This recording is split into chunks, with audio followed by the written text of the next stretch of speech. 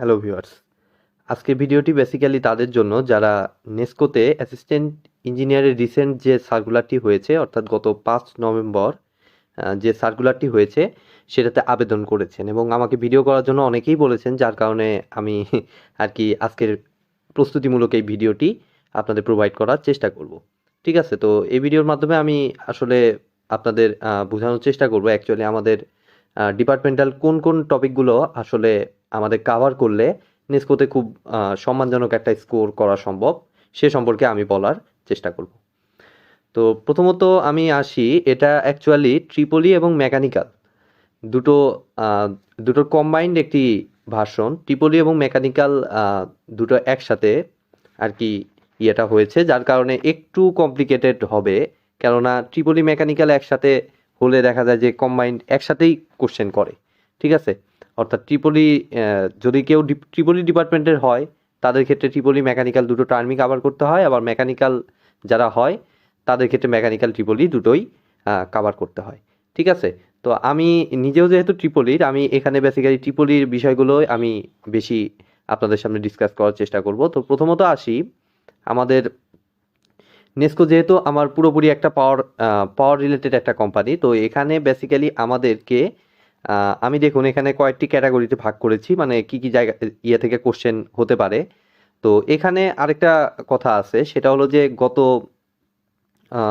2021 সালের যে circular assistant engineer পদের নেসকোতে, সেটাতে কিন্তু কোশ্চেন করেছিল বুয়েট, এবং তার আগে 2018 সালে যে কোশ্চেনটি করেছিল সেটা কিন্তু করেছিল হচ্ছে রুয়েট। ঠিক আছে, বুয়েট করেছিল 2021 সালে আর রুয়েট করেছিল আমাদের 2018 সালে। তো এবছরও খুব সম্ভবত বুয়েট হওয়ারই সম্ভাবনা 90%, 10% সম্ভাবনা অ্যাকচুয়ালি রুয়েটের আছে। তো আমি তারপরও আমি বুয়েট রুয়েট দুটোর প্যাটার্ন আসলে কীরকম হবে তা এই ভিডিওতে আমি বলার চেষ্টা করব। ঠিক আছে, তো কারণ কোশ্চেন প্যাটার্ন আসলে বুয়েট এবং রুয়েটের কমপ্লিটলি ডিফারেন্ট, আলাদা রকমের কোশ্চেন দুই ইয়ে থেকে করা হয়। ঠিক আছে, তো বুয়েট যে কোশ্চেনটা করেছিল সেটা অনুযায়ী আমি ফার্স্টে আসি, কেননা বুয়েটের এই কোশ্চেন প্যাটার্নগুলো সিমিলার, এই আমাদের ডেস্কো বলেন, তারপর পিজিসিবি বলেন, এখানে বুয়েট যদি কোশ্চেন করে ডেস্কোতেও ঠিক যে টাইপের কোশ্চেন করে, আমার পিজিসিবি নেস্কো এগুলোতেও সেম টাইপের কোশ্চেনগুলোই ওরা করে থাকে। ঠিক আছে, তো এটা যেহেতু আমাদের পাওয়ার রিলেটেড কোম্পানি, তো এখানে প্রথমত খুবই ভালো মতো আমাদের কাভার করতে হবে পাওয়ার সিস্টেম যে কোর্সটা আছে, অর্থাৎ পাওয়ার সিস্টেমের ভিতরে খুঁটিনাটি যা কিছু আছে, আমাদের পাওয়ার সিস্টেম একদম পার ইউনিট, সিমেট্রিক্যাল আনসিমেট্রিক্যাল, বাস অ্যাডমিনেন্স ম্যাট্রিক্স যা কিছু আছে আর কি, জেড বাস ওয়াই বাস, তারপরে পারলে সুইং ইকুয়েশনও, পাওয়ার সিস্টেমের যে সুইং ইকুয়েশন আছে যেটা জবের জন্য লেস ইম্পর্টেন্স দেওয়া হয়, সেটাও পারলে আপনারা কাভার করুন, কেননা এইখান থেকে আসলে কোনো বিকল্প নয়, পাওয়ার থেকে কোশ্চেন করবেই, এবং সেখান থেকে একদম খুব একটা সিম্পল কোশ্চেনও আপনি বলতে পারবেন না। ঠিক আছে, এভারেজ টাইপের কোশ্চেন না সেগুলো অ্যান্সার করতে হলে অবশ্যই আপনাকে মোটামুটি লেভেলের একটা নলেজ আপনাকে রাখতে হবে। ঠিক আছে, মোটামুটি লেভেলের একটা নলেজ আপনাকে রাখতে হবে, যাতে আপনার সামনে যে টাইপের প্রবলেমই দিক, পাওয়ার রিলেটেড যে টাইপ প্রবলেমই দিক, আপনি যেন সলভ করতে পারেন। এই রকম একটা প্রিপারেশন পাওয়ারের উপর রাখতে হবে। সিমিলার প্যাটার্ন হচ্ছে মেশিনের উপর। ঠিক আছে, মেশিনের ভিতর সব থেকে ইম্পর্টেন্ট হলো যতগুলো মেশিন আছে, এসি ডিসি মেশিন মিলায় যতগুলো মেশিন আছে, সব থেকে ইম্পর্টেন্ট হলো ট্রান্সফরমার। কারণ আমাদের এই পাওয়ার সেক্টরে মেইন আমাদের হার্ট বলা হয় হচ্ছে এই ট্রান্সফরমারকে। ঠিক আছে, ট্রান্সফরমার থেকে মানে মেশিন থেকে কোশ্চেন আসলে আমাদের প্রায় 60% চান্স থাকে আমাদের এই ট্রান্সফরমার থেকে কোশ্চেন করার চান্সই সব থেকে বেশি। ঠিক আছে, সো ট্রান্সফরমার জিনিসটা আগে খুব ভালো মতো আয়ত্ত করে নেবেন। পাশাপাশি অন্যান্য এসি মেশিনারি সেগুলোও যে ইম্পর্টেন্ট না তা কিন্তু না, দেখুন আমি কিন্তু মার্ক দিয়েছি সেখানে 40। ঠিক আছে, সো একদম কম পার্সেন্টেজও না অন্যান্য পার্টগুলো, মানে ট্রান্সফরমার ছাড়া অন্যান্য যে পার্টগুলো আছে, অর্থাৎ ইন্ডাকশন মোটর, সিনক্রোনাস মোটর, অল্টারনেটরও গুরুত্বপূর্ণ। আরেকটা কথা আমি বলতে ভুলেই গেছিলাম, অল্টারনেটরও খুবই গুরুত্বপূর্ণ, কেননা এটা জেনারেশন সাইডের জন্য আমার ইম্পর্টেন্ট অনেক। ঠিক আছে, তো অল্টারনেটর এগুলো কিন্তু খুবই ভালো মতো আয়ত্ত রাখতে হবে। ডিসি সাইডটা একটু কম ইম্পর্টেন্ট আপনি এই ক্ষেত্রে বলতে পারেন। আর উপরে পাওয়ারের ক্ষেত্রে যে আমাদের ডিস্ট্রিবিউশনের যে একটা টপিক আছে, এটা আমি অ্যাকচুয়ালি আমার আলাদাভাবে লেখা লাগতো। যাই হোক, এই ডিস্ট্রিবিউশনের টপিক অর্থাৎ আমাদের যে স্যাগ, করোনা এই টাইপের যে টপিকগুলো আছে এগুলোও কিন্তু খুবই খুবই খুবই গুরুত্বপূর্ণ। ঠিক আছে, সো এখান থেকেও কিন্তু কোশ্চেন আসতে পারে। পাওয়ার, মেশিন, এই গেল আমাদের মোটামুটি পাওয়ার এবং মেশিনের টার্ম। এরপরে আসি ইলেকট্রনিক্স। ইলেকট্রনিক্স থেকে কোশ্চেন করেই থাকে প্রত্যেকটা কম্পিটিটিভ এক্সামে, এটা কমন। ইলেকট্রনিক্সটাতেও দেখুন 3 স্টার দেওয়া, এবং ইলেকট্রনিক্স থেকে কোশ্চেন করলে সাধারণত যদি বুয়েট কোশ্চেন করে থাকে তাহলে বুয়েটের সব থেকে পছন্দের টপিক হলো জেনারেল ডায়োড। এটা যে কোনো পরীক্ষার জন্য, শুধু নেসকো না, নেসকো, ডিপিডিসি, বিপিডিবি যা কিছু আছে প্রত্যেকটা কম্পিটিটিভ এক্সামের জন্য তাদের পছন্দের টপিক হচ্ছে জেনারেল ডায়োড। ঠিক আছে, তো এগুলো নিয়ে কিন্তু অলরেডি আমার চ্যানেলেই কিন্তু আপনারা ভিডিও পাবেন। আমার এই পাওয়ার, মেশিন, তারপরে জেনারেল ডায়োড, এগুলো বেসিক নিয়ে, আমাদের বেসিকটাই এগুলো ক্ষেত্রে খুবই গুরুত্বপূর্ণ। ঠিক আছে, গেল আমাদের মোটামুটি ইলেকট্রনিক্সের পার্ট। এছাড়াও কিন্তু ইলেকট্রনিক্সে কিন্তু আরও অনেক কিছু আছে। মসফেট আছে, মসফেটটাও কিন্তু খুবই গুরুত্বপূর্ণ। মসফেট আছে, বিজেটি আছে। বিজেটির এসি অ্যানালাইসিস অবশ্যই বাদ দিবেন না, কোনো অবস্থাতেই না, কারণ বিজেটিতে এত টপিক কাভার করতে গিয়ে ওই এসি অ্যানালাইসিসটা কাভার করার কথা আর খেয়াল থাকে না। ঠিক আছে, বা মানে এনার্জি থাকে না। সো এই টপিকটা বাদ দিবেন না, এখান থেকেও কিন্তু কোশ্চেন হয়। এসি অ্যানালাইসিস বলতে অ্যাকচুয়ালি ওই যে এইচ প্যারামিটারটা একটু কম ইম্পর্টেন্ট, আমি আগেই বলে দিচ্ছি। এসি অ্যানালাইসিসের মধ্যে 3টা টপিক আছে, একটা হলো এইচ প্যারামিটার, আরেকটা হলো হাইব্রিড পাই মডেল, এবং আরেকটা হলো আরই মডেল। ঠিক আছে, তবে এই 3টার ভিতর সব থেকে কম ইম্পর্টেন্ট হচ্ছে আমাদের এইচ প্যারামিটার। সো এটাকে একটু চাইলে এটার জন্য স্কিপ করতে পারেন। ঠিক আছে, আরই মডেল এবং পাই মডেল কিন্তু খুবই গুরুত্বপূর্ণ। অন্যান্য আমাদের যে অ্যাক্টিভ মোড, স্যাচুরেশন মোডের ম্যাথের পাশাপাশি, মানে ডিসি অ্যানালাইসিসের যে ম্যাথগুলো আছে সেগুলো পাশাপাশি এগুলোও কিন্তু আমাদের লাগবে। আর ডায়োডের ভিতর তো আমি বললামই, general diode, even full wave rectifier related ম্যাথও অনেক সময় দেয়, হাফ ওয়েভ বা ক্লিপার ক্ল্যাম্পার সার্কিট, এগুলো থেকেও দিতে পারে। কি দিবে আসলে বলা খুবই মুশকিল। ঠিক আছে, সো এগুলো থেকে মোটামুটি, ইলেকট্রনিক্স থেকে মোটামুটি আপনারা এভারেজ লেভেলের একটা প্রিপারেশন আপনাদেরকে নিতে হবে। আমি বলেছি যে পাওয়ার, মেশিন থেকে কিন্তু বেশ অ্যাডভান্সের মতোই, অর্থাৎ এভারেজ থেকে একটু বেশি অ্যাডভান্স লেভেলের মোটামুটি প্রিপারেশন আমাদেরকে নিতে হবে, এবং ইলেকট্রনিক্স টপিকটি থেকে মোটামুটি এভারেজ লেভেলের একটা প্রিপারেশন আমাদেরকে নিতে হবে, কেননা এখান থেকে কোশ্চেন হয়। দেন আমি আসি হচ্ছে ডিজিটাল ইলেকট্রনিক্স। এটা একটু কম ইম্পর্টেন্ট, এই জন্য আমি দেখুন এখানে 2 স্টার দিয়েছি। এখান থেকে কোশ্চেন দিতেও পারে, আবার নাও দিতে পারে। ঠিক আছে, ডিজিটাল ইলেকট্রনিক্সে মোটামুটি অ্যাডার, সাবট্রাক্টর, তারপরে বেশি ইম্পর্টেন্ট হচ্ছে আমাদের বুলিয়ান, কার্নো ম্যাপ, তারপরে ফ্লিপ ফ্লপ, এই টপিকগুলো আমাদের গুরুত্বপূর্ণ। সো এটাকেও আমি বাদ দিই নাই একদমই, এটাকে কিন্তু 2 স্টার দিয়ে রেখেছি। সো ডিজিটাল ইলেকট্রনিক্স থেকেও আপনারা মোটামুটি এভারেজ লেভেলের প্রিপারেশনটা নেওয়ার চেষ্টা করবেন। দেন আসি হচ্ছে ডিসি এবং এসি সার্কিট। এটাও আমি বলছি যে এগুলো আসলে এই ডিসি, এসি, ইলেকট্রনিক্স, এগুলো আসলে প্রত্যেকটা পরীক্ষা যে টাইপের কোম্পানি হোক এখান থেকে কোশ্চেন দিবেই, কারণ এটা হলো মাদার। ঠিক আছে, এই ট্রিপলির মেইন মাদার টপিকটাই হচ্ছে এই আমাদের ডিসি, এসি, এই টপিকগুলো। ঠিক আছে, এরপরে আমি আসি হচ্ছে ডিসিএসি থেকে আপনারা জাস্ট, আমার পার্সোনালি মনে হয় যে এগুলো থেকে আসলে আলেকজান্ডারের বইয়ের যে এক্সাম্পলের প্রবলেমগুলো আছে এগুলো সলভ করলে অ্যাকচুয়ালি এনাফ ডিসিএসসিতে যা কিছু আছে। তো ডিসিএসসির ভিডিও কিন্তু আমার প্লেলিস্টে আপনারা পাবেন, প্লেলিস্টে গেলে অনেকগুলো ভিডিওই দেওয়া আছে, এগুলো প্রত্যেকটা টপিকেরই ভিডিও দেওয়া আছে কম বেশি, পাওয়ার, মেশিন, ইলেকট্রনিক্স, ডিজিটাল ইলেকট্রনিক্স, যেটাই আপনারা বলুন। ঠিক আছে, তো এবার তার থেকে গুরুত্বপূর্ণ টার্মটাতে আসি। এখানকার অনেক বেশি গুরুত্বপূর্ণ টার্ম, সেটা হচ্ছে সুইচ গিয়ার অ্যান্ড প্রোটেকশন। ঠিক আছে, এটা কিন্তু নেসকো এবং যে কোনো আমার পাওয়ার সেক্টরের পরীক্ষার জন্য আমাদের খুবই বেশি গুরুত্বপূর্ণ। ঠিক আছে, এটাকে নেগলেক্ট করার কোনো উপায় নাই। সুইচ গিয়ার প্রোটেকশন, অর্থাৎ কিছু ডায়াগ্রাম আছে আমাদের এই সুইচ গিয়ার প্রোটেকশনের ভিতর, বেসিক্যালি আমাদের পরে বিভিন্ন টাইপের ব্রেকার, মানে ইলেকট্রিক ডিভাইসকে আমার সেফটি দেওয়ার জন্য আমরা যে কাজগুলো করে থাকি সেটাই হচ্ছে বেসিক্যালি আমাদের এই সুইচ গিয়ার প্রোটেকশন। তো এটা আলাদা একটা কোর্সই থাকে, সম্ভবত আপনারা ইঞ্জিনিয়ারিং যারা করেছেন তারা কম বেশি এই কোর্সটার সাথে পরিচিত। তো বিভিন্ন টাইপের সেফটি ইকুইপমেন্ট দিয়ে আমাদের ইলেকট্রিক লোডগুলোকে আমরা চালনা করি, বা ইলেকট্রিক সিস্টেমকে আমরা সেফটি দেই। ঠিক আছে, এটা হচ্ছে আমাদের বেসিক্যালি এই সুইচ গিয়ার প্রোটেকশন। ঠিক আছে, এখানে আরও অনেক কিছু আছে, থার্মাল ওভারলোড রিলে, তারপরে আরও অনেক কিছুই, বিস্তর একটা কোর্স।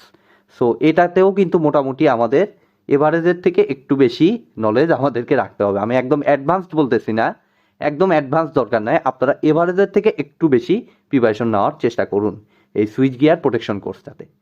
দেন আমি আসি পাওয়ার জেনারেশন। পাওয়ার জেনারেশনটাও অনেক বেশি গুরুত্বপূর্ণ, ঠিক আছে। অর্থাৎ পাওয়ার রিলেটেড টপিকগুলো আসলে নেগলেক্ট করার কোনো উপায় নাই, কোনো বুদ্ধি নাই, এগুলো আপনাদেরকে একটু কষ্ট করে আয়ত্ত করতেই হবে। তো পাওয়ার জেনারেশন বেসিক্যালি এটার ভিতর বেসিক্যালি পরে হচ্ছে ওই যে আমাদের ওই যে লোড ফ্যাক্টর, ডিমান্ড ফ্যাক্টর, এই রিলেটেড যে টপিকগুলো আছে, লোড ফ্যাক্টর, ডিমান্ড ফ্যাক্টর আপনারা করে থাকবেন, কম বেশি সবাই এই কোর্সটা করেছেন। তো ট্রিপলিতে যে কোর্স করানো হয় তার ভিতরেই কিন্তু এটা থাকে, পাওয়ার জেনারেশনের যে টপিকগুলো, ঠিক আছে। তো এটার জন্য রেফারেন্স হিসেবে আপনারা ভিকে মেহতার বইটা ফলো করতে পারেন। ভিকে মেহতার বইতে আসলে এই পাওয়ার জেনারেশন টপিকটা অনেক গুছানোভাবে দেওয়া আছে, ঠিক আছে। পাওয়ার জেনারেশনের টপিকটা দেওয়া আছে। তো এটা কিন্তু আমাদের কিন্তু নেস্কোর জন্য খুবই গুরুত্বপূর্ণ পাওয়ার জেনারেশনের টপিকটা। দেন ফাইনালি আসি আমাদের কমিউনিকেশন থেকে মোটামুটি এভারেজ, আমি বলবো এভারেজ, কেননা এটা অ্যাকচুয়ালি টেলিকমিউনিকেশন বেসড কোম্পানি না, এখান থেকে খুব বেশি কঠিন কোশ্চেন দেওয়ার কথা না। কমিউনিকেশন থেকে অ্যাকচুয়ালি ওই বেসিক লেভেলের ম্যাথগুলোই দেওয়ার কথা, অর্থাৎ সিম্পল ইকুয়েশনে অ্যাপ্লাই করলেন আপনার রেজাল্ট চলে আসবে, এই টাইপের প্রবলেমগুলোই সাধারণত দেয়, ঠিক আছে। তো এই ছিল মোটামুটি আমাদের ট্রিপলির কোর্স ইয়েটা। এখন আসি হচ্ছে, আমি বলেছিলাম যে 2021 সালে করেছিল বুয়েট এবং 2018 সালে করেছিল কিন্তু রুয়েট। এবার আসি তাদের কোশ্চেন প্যাটার্নে কি ডিফারেন্সটা ছিল। তো বেসিক্যালি বুয়েটে আপনারা সবাই জানেন যে বুয়েটে অ্যাকচুয়ালি যা দেয়, ধরেন যে 5টা কোশ্চেন বা 7টা কোশ্চেন বা 8টা কোশ্চেন, যে কয়টাই কোশ্চেন দেয় বেশিরভাগই তারা চেষ্টা করে ম্যাথ দেওয়ার। দেখা গেল যে থিওরি দেয় কোনগুলো, এই যে যেমন এই যে এখানে 6 নাম্বার টপিকটা আমি লিখেছি সুইচ গিয়ার প্রোটেকশন। তো এটার ভিতর কিন্তু বলে দিল যে আমাদের 132/11 কেবি সাবস্টেশনের সিঙ্গেল লাইন ডায়াগ্রামটি দেখান। এই টাইপের কোশ্চেনগুলো হচ্ছে থিওরিটিক্যাল পার্ট অনুযায়ী। তাছাড়া সাধারণত বুয়েট খুবই কম থিওরি কিন্তু খুবই কম দেয়, ঠিক আছে। তো এটাই হচ্ছে বেসিক্যালি আমাদের বুয়েটের কোশ্চেন প্যাটার্ন, ঠিক আছে। এখানে বুয়েট যে কাজটা করে সব কিছুই দিয়ে দেয় ম্যাথ, আর যেগুলোতে অ্যাকচুয়ালি এই যে সুইচ গিয়ার প্রোটেকশনের মতো টপিকে এগুলোতে দিয়ে দেয়, দেখা যায় যে থিওরি দিয়ে দিল, বা থিওরি দিলেও দেখা গেল যে আমার বললো যে পাওয়ারের ভিতর থেকে বললো যে স্যাক কী জিনিস, এই টাইপের ছোট্ট অল্প একটু লিখতে হয়, এইরকম টাইপের থিওরি বুয়েট সাধারণত দেয়। বাট 2018 সালে যে আমাদের রুয়েট যে কোশ্চেনটি করেছিল সেখানে বেসিক্যালি যা ছিল যে পুরোটাই থিওরি, কোনো ম্যাথই ছিল না। থাকলেও থাকতে পারে, এক একটা কোশ্চেনে থাকতে পারে, আমি পুরো কোশ্চেনটা সেভাবে দেখি না, এক পলক জাস্ট দেখেছি। তো 2018 সালে যে কোশ্চেনটা ছিল আমার ম্যাক্সিমামই চোখে পড়ছে যা সব হচ্ছে থিওরি ছাড়া কোনো কিছু নাই। যেমন এবং তাদের কোশ্চেনের প্যাটার্নে হচ্ছে ভেরিয়েশন কম ছিল বলতে তারা সব কোশ্চেন করছে হচ্ছে পাওয়ার এবং মেশিন থেকে। অর্থাৎ এখানে না ছিল কোনো ইলেকট্রনিক্সের কোশ্চেন, না ছিল ডিসি-এসি সার্কিটের কোশ্চেন, না ছিল কমিউনিকেশনের কোশ্চেন, এই টাইপের কোনো কোশ্চেন ছিল না। তাদের যা কোশ্চেন ছিল সব ছিল পাওয়ার এবং মেশিন থেকে, একেবারে গণহারে তারা এখান থেকেই দিছে। কেননা তারা পুরোপুরি বলছে যে এটা আমাদের পাওয়ার রিলেটেড যেহেতু কোম্পানি, সো আমরা পাওয়ার মেশিন থেকেই কোশ্চেন করব। তো সেটা তাদের পার্সোনাল ম্যাটার, সেই কারণেই তারা হয়তো বা এই টাইপের কোশ্চেন করছে। তো আমি জাস্ট এটা আপনাদেরকে বললাম, আমি কোশ্চেনগুলো সলিউশন করে দিব এই 2021 সালে কোশ্চেন এবং 2018 সালে কোশ্চেন।